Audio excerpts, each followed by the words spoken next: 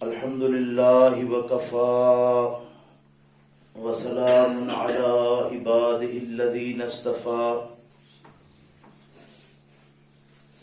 أما بعد فأعوذ بالله من الشيطان الرجيم بسم الله الرحمن الرحيم وَذَرِ الَّذِينَ اتَّخَذُوا دِينَهُمْ لَعِبًا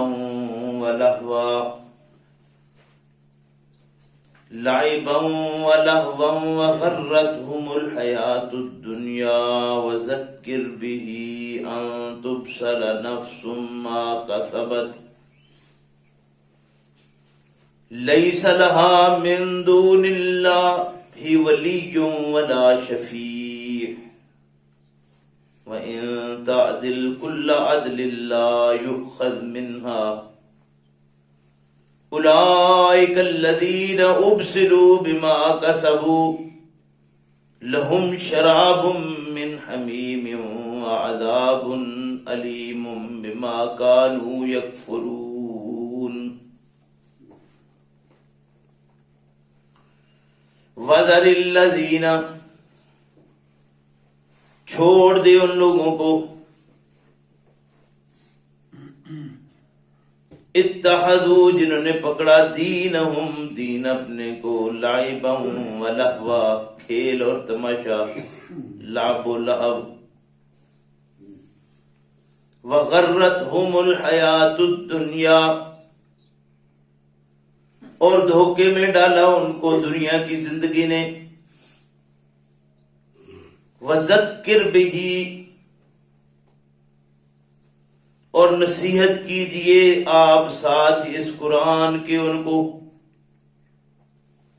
أَن تُبْصَرَ نَفْسٌ مَا كَسَبَتْ کہ کہیں ایسا نہ ہو کہ اپنے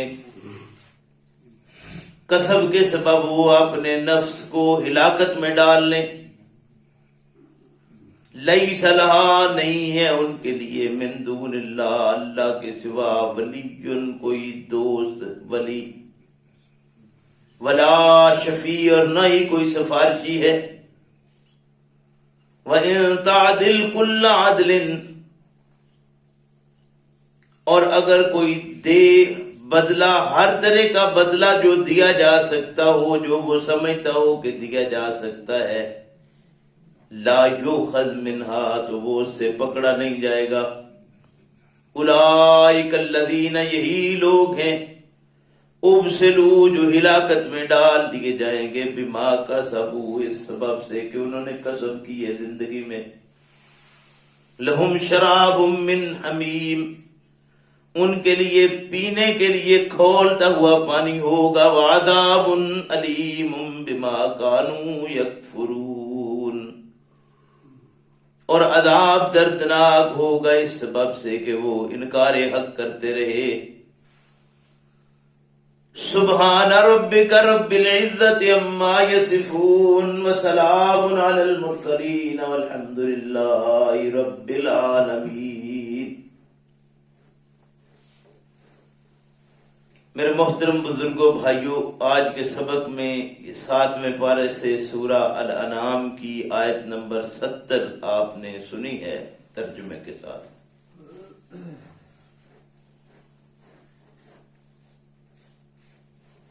آپ دیکھیے کہ زمانے میں دین کو کھیل اور تماشا کون بناتا ہے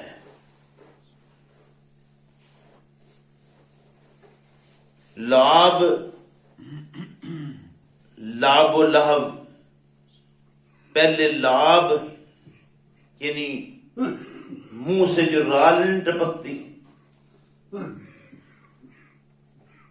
دنیا کے اندر انسان اس طرح ضم ہو جائے کہ ہر وقت اس کی رال ٹپکتی رہے گی یہ دنیا کی یہ ساری چیزیں جو اسے خوش نما نظر آتی ہیں وہ ان کو حاصل کرنے کے لیے ہر وقت للچاتا رہے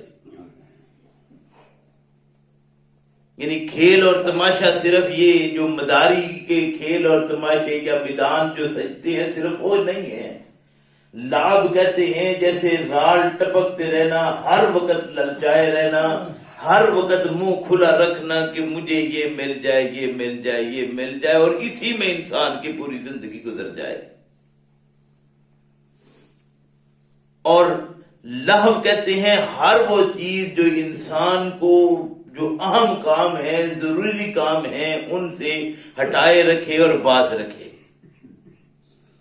یعنی بے سود کاموں میں انسان مصروف رہے تو اسے لہو کہتے ہیں عربی میں.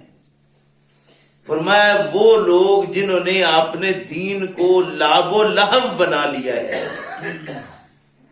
یعنی انہوں نے دین کے معاملے میں بھی صرف ایک ہی چیز رکھی ہے کہ یہ کھیل اور تماشے والا معاملہ ہے، اور اگر دوسرا کھیل اور تماشا لیا جائے تو آج اس زمانے میں ہم نے دین کے ساتھ جو کھلواڑ کیا ہے وہ آپ میرے سے بہتر جانتے ہیں. یعنی دین اسلام کے ساتھ ایسا مذاق شروع کر دیا گیا ہے، ایسا سلسلے شروع کر دیے گئے ہیں کہ یہ سارے جشن والے معاملات ہی رہ گئے ہیں ہمارے، اس کے علاوہ دین ہے کہاں.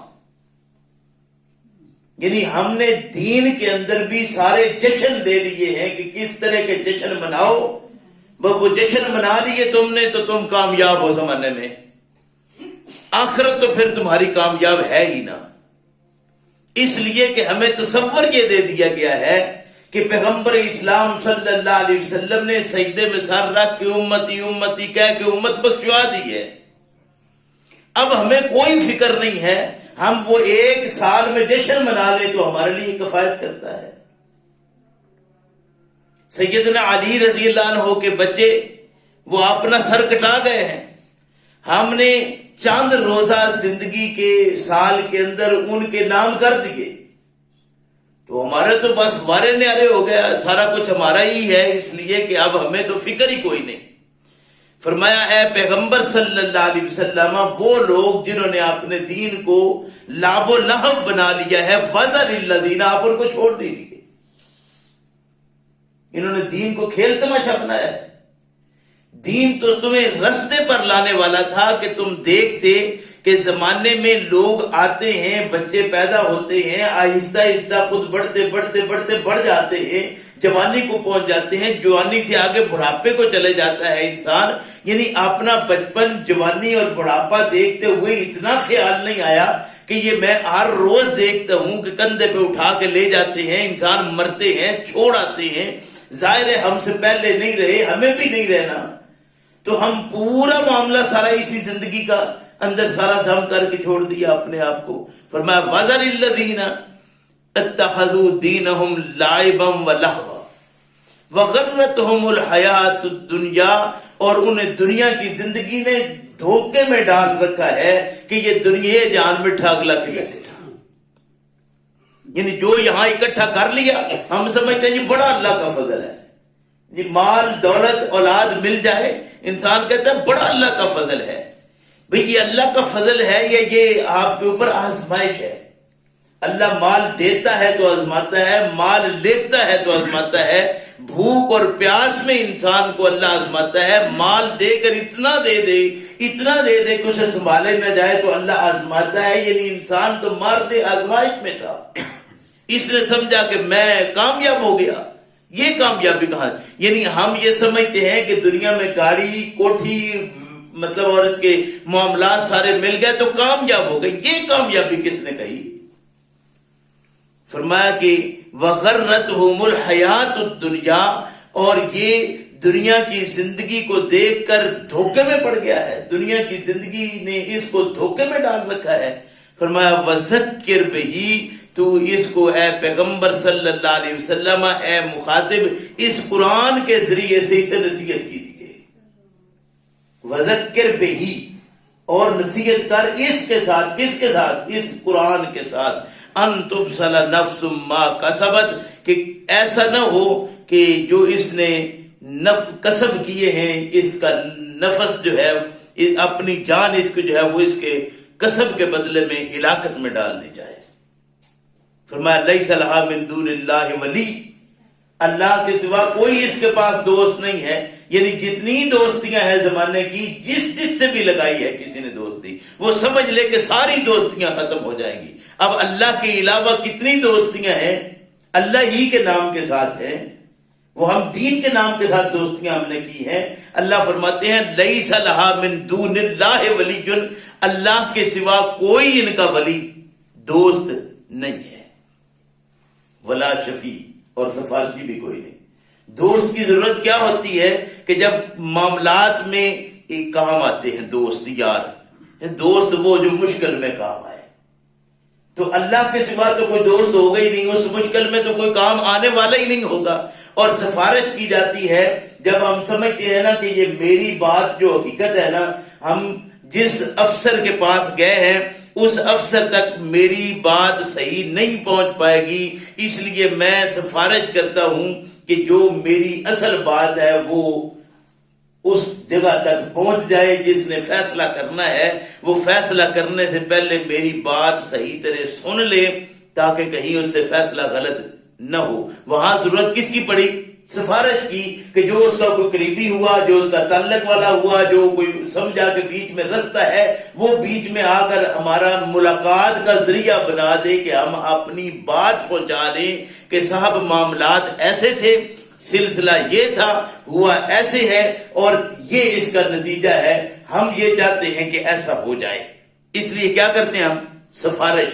اللہ فرماتے ہیں ولا شفیع، وہاں سفارشی کوئی ہے ہی نہیں.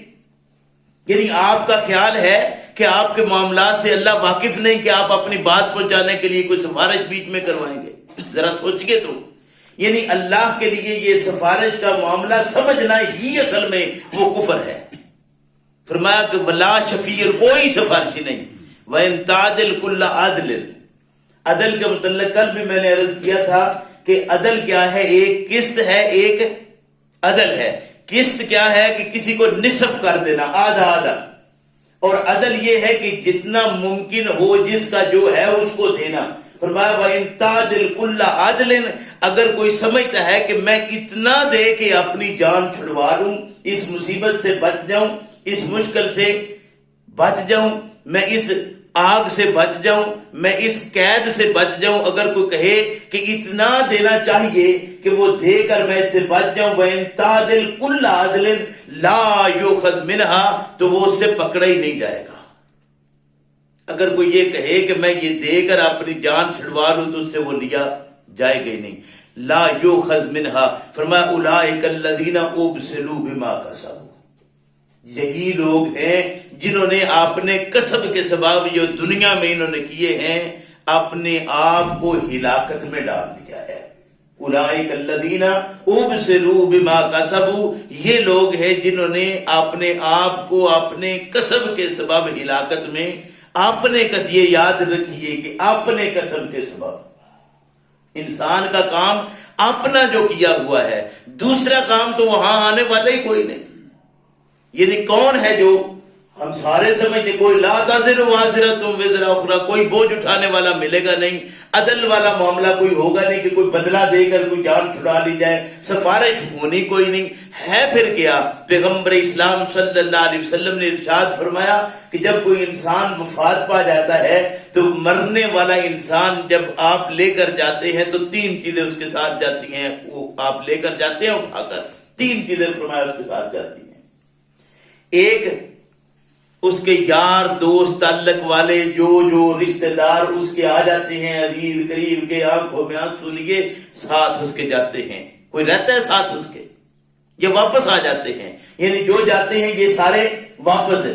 دوسرا اس کا مال ہے، چارپائی ہے، کوئی اوپر چادر پڑی ہوئی ہے، وہ اچھی قسم کی جو کچھ بھی رکھا ہے وہ سارا، وہ چارپائی، وہ سارا جو کچھ ساتھ تھا وہ بھی واپس ہے. فرمایا اب یہ رہ گیا، وہ لپٹا ہوا ایک سفید کپڑے میں اکیلا یہ رہا. اور تیسری چیز ایک ہے جو اس کے ساتھ ہے، وہ اس کا اپنا عمل ہے. اور اس کا اپنا عمل ہے، بس اس کے علاوہ کوئی چیز اس کے پاس نہیں ہے. اور پہنچانے والی وہاں کوئی صورت ہے ہی نہیں. یہ بات ہی غلط ہے کہ ہم پیچھے سے کوئی چیز پہنچا لیں، یہ دھوکہ ہے، فراڈ ہے. واللہ العظیم یہ دین کے نام پر وہ کھیل اور تماشا ہے جو ملا نے صرف اپنے پیٹ کے لیے کیا ہے، اس کے سوا کوئی بات نہیں ہے. کوئی چیز وہاں نہیں پہنچ سکتی. فرمایا اولئک الذین ابسلوا بما کسبوا لہم شراب من حمیم، یہ وہ لوگ ہیں جن کو پینے کے لیے کھولتا پانی دیا جائے گا، وعذاب علیم، اور درد دینے والا عذاب ہوگا۔ ایک عذاب تو ہوتا ہی ہے، لیکن وہ عذاب جو ساتھ درد بھی دے۔ تکلیفیں تو انسان کو آتی ہیں، لیکن وہ تکلیف جو ساتھ انسان کو درد میں بھی مبتلا کر دے۔ فرمایا کہ لہم عذاب شراب من حمیم و عذاب علیم، عذاب ایسا ہوگا جو انہیں درد بھی دے گا۔ بما کانوا یکفرون، اس سبب سے کہ یہ کفران نعمت کرتے رہے۔ یہ اللہ کی انعامات ہیں، یہ سارا جسم اللہ کی نعمت ہے، یہ دنیا کا مال دولت اللہ نے اولاد جو کچھ دیے یہ اللہ کے انعام ہیں، اور اللہ نے آپ دے دیے ہیں ہمیں۔ انسان کی ایک آنکھ خدا نہ کرے ضائع ہو جائے تو وہ آنکھ کہیں سے لینے جائے تو کیا صورتحال بنتی ہے، آپ سب جانتے ہیں۔ جسم کا ایک ایک عضو کتنا قیمتی ہے، اللہ رب کریم سے کوئی پیسے دے کر لیا ہے، مانگ کر لیا ہے، آپ نے کوئی درخواست کر کے لیا ہے، کسی نے کوئی چیز نہیں ہے، اللہ رب کریم کے انعامات ہے سارے۔ وَإِن تَعُدُّوا نِعْمَةَ اللَّهِ لَا تُحْصُوهَا، اگر اللہ کے انعامات کو گننا چاہیں گن سکتے ہی نہیں۔ اللہ کی اتنی نعمتیں ہمارے اوپر ہیں، فرمایا ان نعمتوں کا انکار جو کر دیا اس سبب سے یہ آخرت جو ہے وہ تباہ اور برباد ہو جائے گی۔ اللہ مجھے آپ کو سمجھ کی توفیق عطا فرمائے کہ ہم اللہ کے ان انعامات کا شکر ادا کریں، کفران نہ کریں۔ ربنا لا تزغ قلوبنا بعد إذ هديتنا وهب لنا من لدنك رحمة إنك أنت الوهاب۔ الحمد لله رب العالمين والصلاة والسلام على رسوله الكريم۔ اللهم صل على محمد وعلى آل محمد كما صليت على إبراهيم وعلى آل إبراهيم إنك حميد مجيد۔ اللهم بارك على محمد وعلى آل محمد كما باركت على إبراهيم وعلى آل إبراهيم إنك حميد مجيد۔ اللهم أيد الإسلام والمسلمين، اللهم أيد الإسلام والمسلمين، اللهم أيد الإسلام والمسلمين، اللهم فقهنا في الدين، اللهم فقهنا في الدين۔ اذهب الباس رب الناس واشف انت شافي، انت شافي، انت شافي، لا شفاء الا شفاؤک، شفاء لا یغادر سقما۔ یا اللہ بیماروں کو صحت عطا فرما۔ یا اللہ جو ہمارے حاجت مند ہیں، ضرورت مند ہیں، اللہ سب کی حاجات، ضروریات، خواہشات اللہ تیرے سامنے ہیں۔ اللہ سب کی نیک حاجات، خواہشات اور ضروریات کو پورا فرما، تیرے سوا کوئی پورا کرنے والا نہیں ہے۔ اللہ بیماروں کو صحت عطا فرما، جہاں جہاں بیمار ہیں، بیمار پڑے ہیں، اللہ سب کو صحت کاملہ عاجلہ عطا فرما۔ روحانی بیماروں کو روحانی صحت دے، جسمانی بیماروں کو اللہ جسمانی صحت دے۔ یا اللہ جو ہمیں مال دیا ہے اللہ اس کا صحیح صرف کرنے کی توفیق عطا فرما کہ ہم اس کو اپنے ہاتھوں سے اچھے طریقے سے اچھی جگہوں پر خرچ کر لیں، سوچ سمجھ کر خرچ کر لیں۔ جہاں حق ہے وہاں خرچ کریں، اللہ نہ حق جگہوں پر خرچ کرنے سے بچا، اللہ حق جگہوں پر خرچ کرنے کی توفیق عطا فرما۔ یا اللہ اسے سنبھال کر رکھ کر اپنی آخرت کا لیے عذاب سے اللہ ہمیں بچا، اللہ ایسے سلسلے سے ہمیں محفوظ فرما۔ ربنا تقبل منا انك انت السميع العليم وتب علينا انك انت التواب الرحيم۔ سبحان ربك رب العزة عما يصفون وسلام على المرسلين والحمد لله رب العالمين۔